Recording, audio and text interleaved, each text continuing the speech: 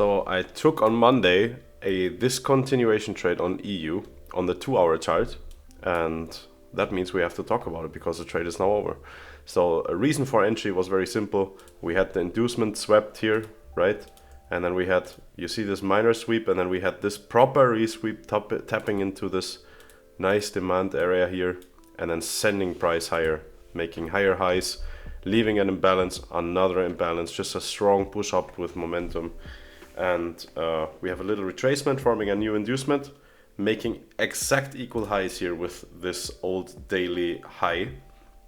So this was a nice liquidity pool to be targeted. Then we had a retracement a little stronger than I wanted, but I thought this either this demand or this demand is gonna reverse price, so I took it anyway.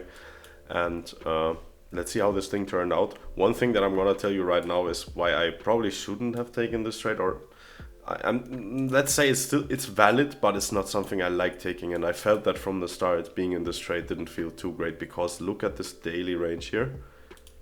If you draw the fib from this high to this low on the daily on our high time frame foundation, we are buying in premium, and I don't like buying in premium. So I had this funny feeling, and yeah, let's see how this trade worked out.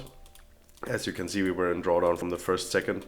This was actually putting in place a load of liquidity all the time. Do you see these stacked highs here? Let's go to the 15 minute. This is actually insane. It was really, really insane. Look at all the position tool hides the highs. Doesn't matter. Look at all these stacked highs here. Look at all these stacked highs here. This is just, that was crazy. So I was basically praying that we're gonna smash all this liquidity so I can get out for break even. I was scared that we're obviously gonna take the lows first to then explode to the upside, so I get stopped out. But as you can see, with rate decision, we had this huge push out.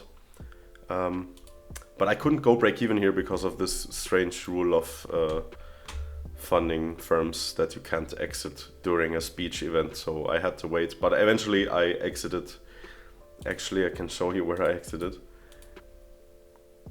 I exited at the exact top of this 2-hour wick for a tiny loss. Still break even as classified, because I always classify my break evens. If they are within 0.3 R of my entry, I classify it as break even. But in the sum of all my break evens, I always make sure that the sum is 0 R, so I don't cheat myself. So yeah, in that case it was a tiny loss, but still basically a break even. I closed it right here. So yeah, for me the lesson is, if you don't feel comfortable about a trade, you should probably just close it up again. And yeah, this is just one of these. If I would have lost that, I would have felt like an idiot. And you have to enter only the trades where you do not feel like an idiot, when you imagine yourself losing it, basically. It's just, you don't buy in premium. This is a nice continuation setup, but it has to happen in discount of the daily leg, not here, not up here. So yeah, not too proud of this one, but also a nice reminder. I usually don't take continuation trades anymore, so this was a nice heads up for me to get my shit together and only take these in the proper areas.